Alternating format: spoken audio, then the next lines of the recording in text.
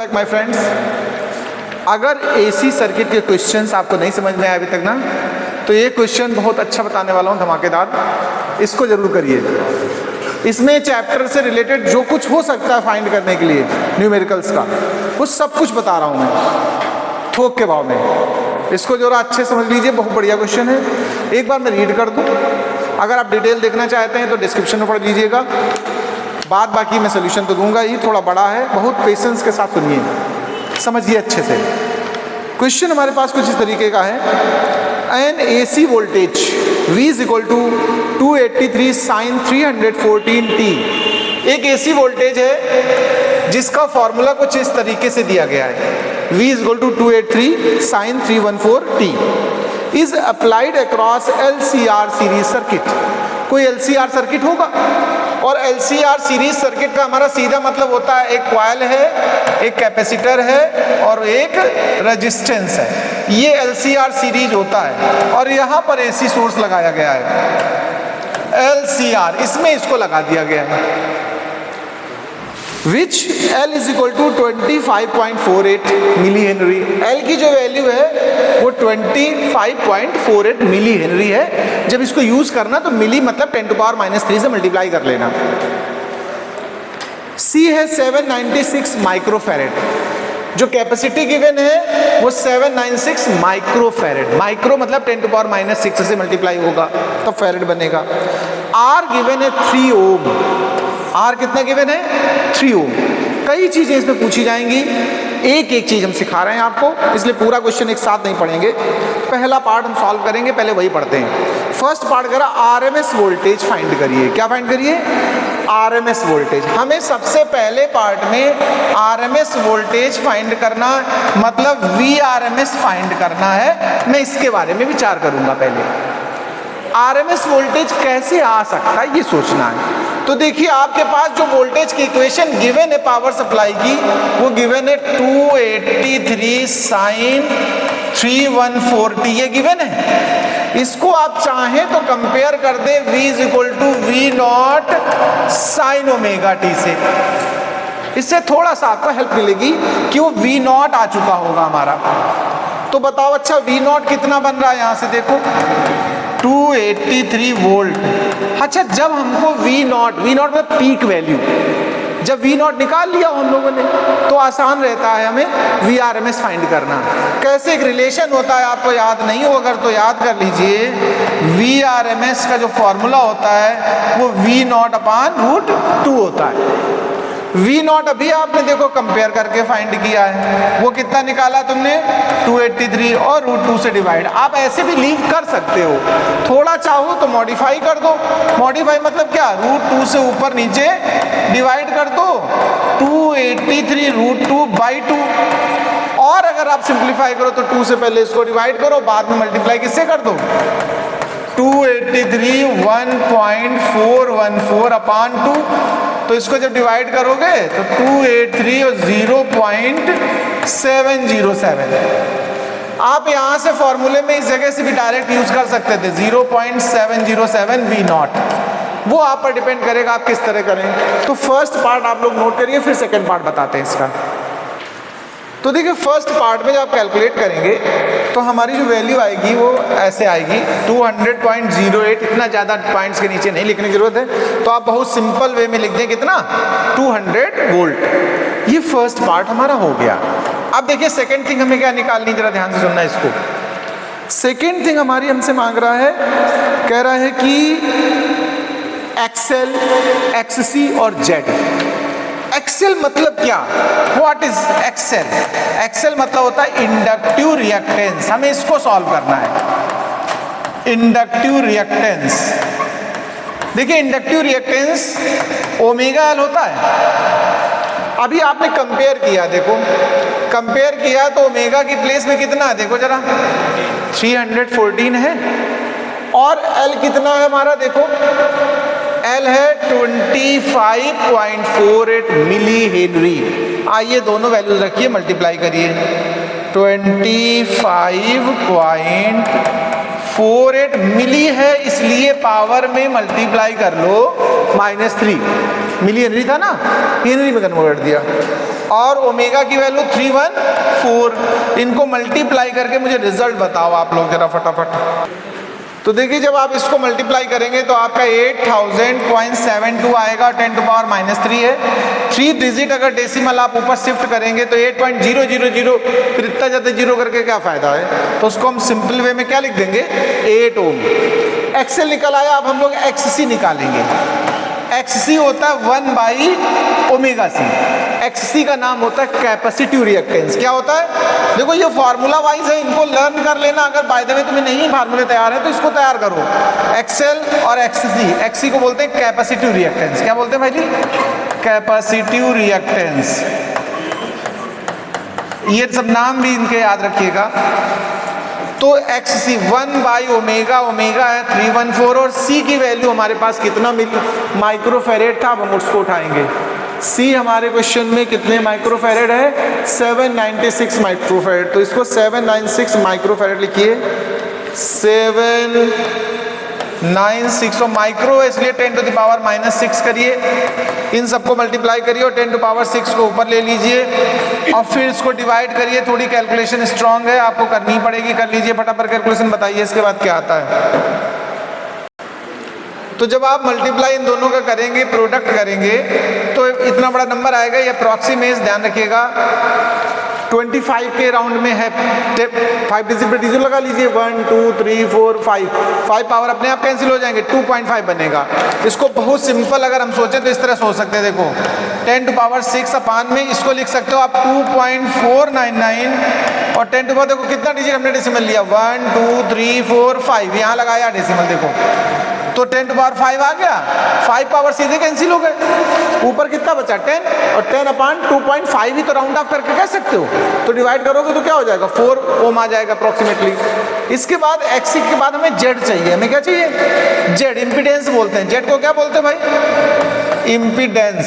LCR circuit का impedance का formula ध्यान रखना, XL minus XC square plus R square, ये इम्पीडेंस है। अब आइए एक्सएल हम लोगों ने निकाल लिया था, कितना आया था अभी पीछे 8 और एक्ससी कितना निकला देखो अभी हमारा 4। इन दोनों का माइनस करके स्क्वायर करो और हमें रेजिस्टेंस 3 गिवन है। कितना गिवन है, 3 गिवन है आर। इनको सॉल्व करना है तुम्हें। तो ये 4 का स्क्वायर हो गया और ये 3 का स्क्वायर हो गया, सीधा 16 9 25 5 आ जाएगा। कितना आ जाएगा 5 ओम। नोट करिए, तो फिर अगले पार्ट पे आते हैं। अब देखिए हम लोग थर्ड पार्ट पे आते हैं। थर्ड पार्ट हमारा कह रहा है हमसे कि पीक वैल्यू ऑफ करंट बनाइए और साथ में फेज डिफरेंस निकालिए। फेज डिफरेंस मतलब 5, ओके। तो पहले पीक की बात करते हैं। पीक करंट अगर हमें फाइंड करनी है, peak value of current find करना है तो V = IR जैसा कॉन्सेप्ट लगाना है तुम्हें। बस R की जगह में क्या यूज करना है, Z। क्या यूज करना है, Z। तो I0 = peak current, I0 = V0/Z होगा। ये V0 मतलब जो पीछे निकाला था हमने अभी कंपेयर करके, वो कितना था 283 था और अभी Z निकाला है। Z हमारा कितना निकला है 5। जरा इसको डिवाइड कर लेते हैं, 5 5 जा कितना होगा देखो 25। अब यहाँ कितना बचा, 3 बचा 33, 5 6 जा 30, फिर 3 बचा 30, 5 6 जा 30। ये हमारा आ जाएगा अप्रोक्सीमेटली 56.6 एम्पियर। एक और चीज पूछी हमसे, फेज। क्या पूछा भैया, phase. Phase angle LCR circuit का अगर फॉर्मूला तैयार है तो बहुत अच्छी बात है आपकी, और नहीं भी तैयार है तो ये बता देता हूं मैं आपको सीधा, एक्सएल माइनस XC/R होता है।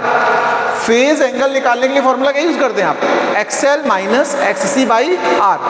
एक्सएल और XC दोनों मैंने पीछे निकाले हुए हैं अभी, 8 और 4, और R हमें क्वेश्चन में गिवन है 3। तो इनको जब आप सॉल्व करेंगे तो tan phi हमारा बनेगा 4/3 और phi हमें चाहिए तो tan उस तरफ ले जाओगे तो tan इनवर्स 4/3। नोट करिए इस पार्ट को भी। फोर्थ पार्ट पे आते हैं।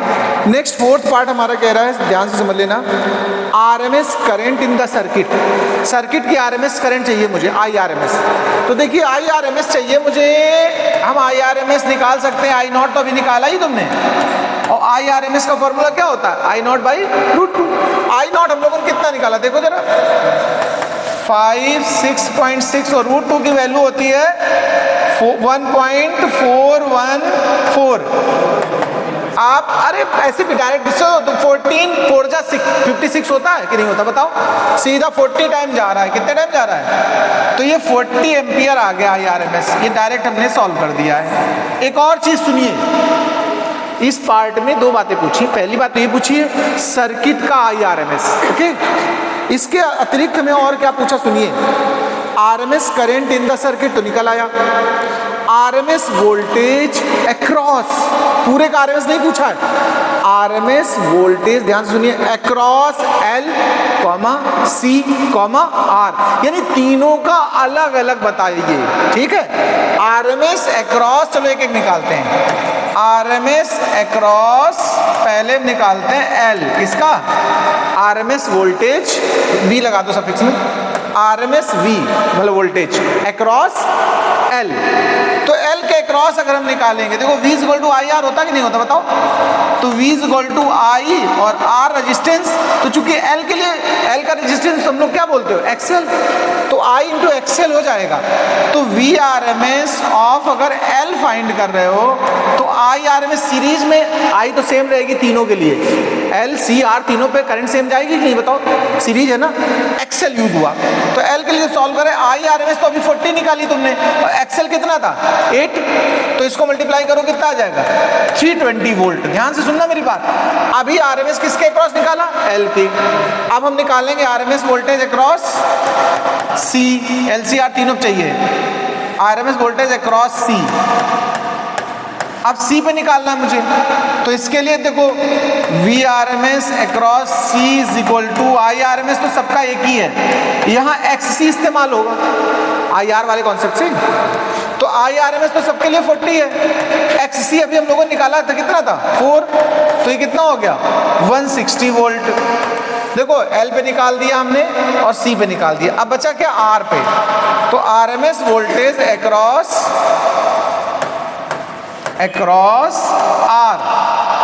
R पे जब आप निकालने जाएंगे तो VRMS ऑफ R बोलोगे इसको, और उसको भी वही कॉन्सेप्ट IRMS और मल्टीप्लाई, लेकिन R होगा, R की वैल्यू हमको क्वेश्चन में 3 गिवन थी, कितनी गिवन थी, तो इसको मल्टीप्लाई करोगे कितना आ जाएगा 120 वोल्ट। ये नोट कर लीजिए, ये पार्ट हो गया, इससे अगले पार्ट पे फिर बात करते हैं। देखो फिफ्थ पार्ट हमारा क्या कह रहा है, मैं इस पे बात करता हूँ। फिफ्थ पार्ट कह रहा power dissipated in the circuit, क्या पूछा हमसे, power dissipated in the circuit, power dissipated in the circuit, ये हमारा फिफ्थ पार्ट है। देखो एक बात आपको नॉलेज के लिए बता दें, LCR सर्किट जो होता है ना, L और C में कोई पावर डिसिपेशन नहीं होता है, यहाँ ये लाइन लिख दो चाहे तो, there is no power dissipation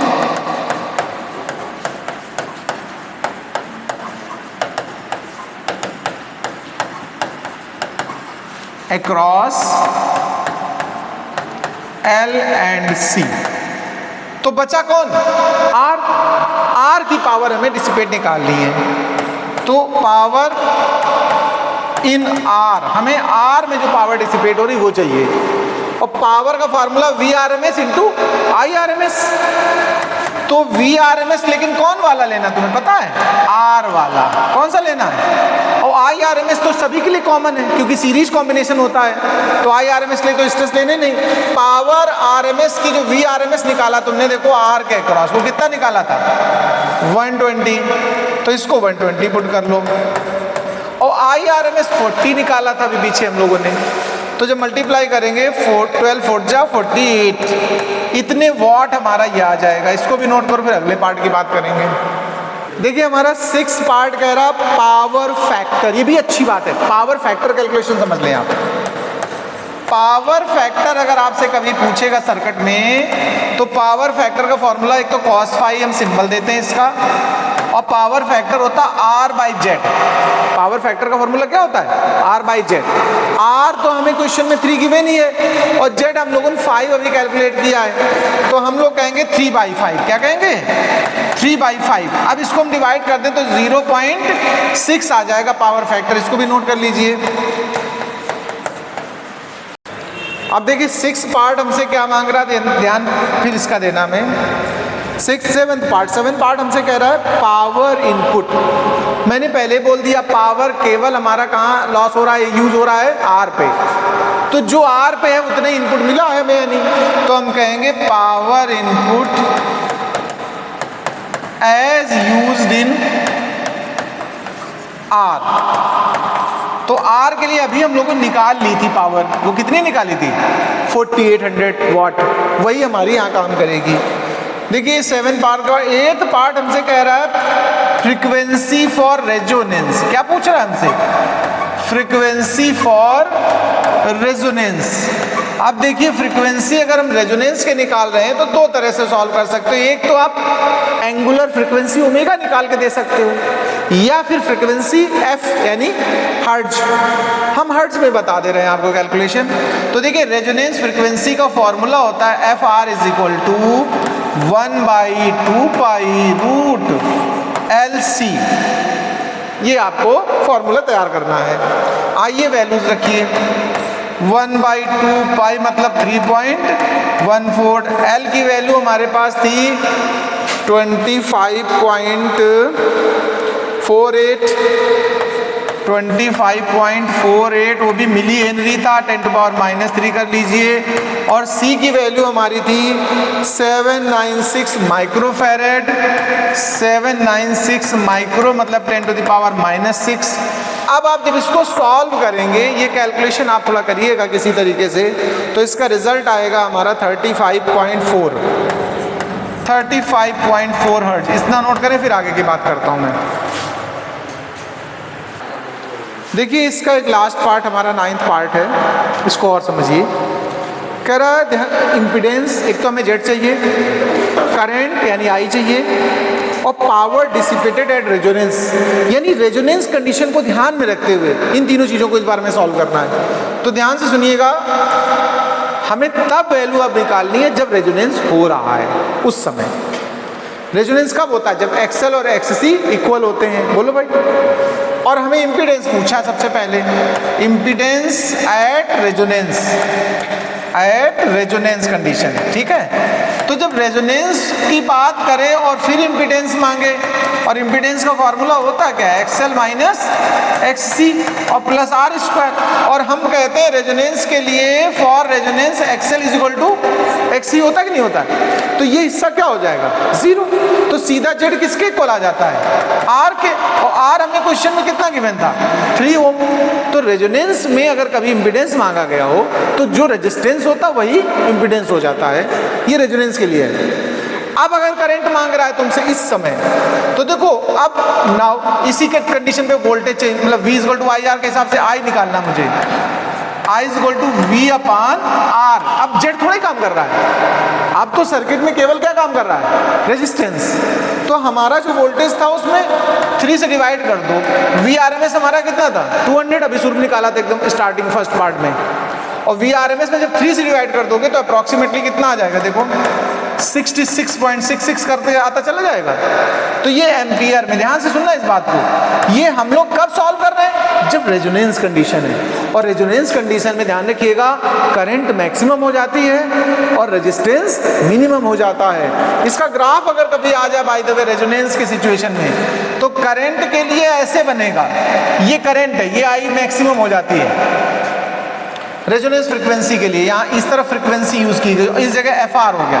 देखो ये हो गया करंट वर्सेस फ्रीक्वेंसी का ग्राफ।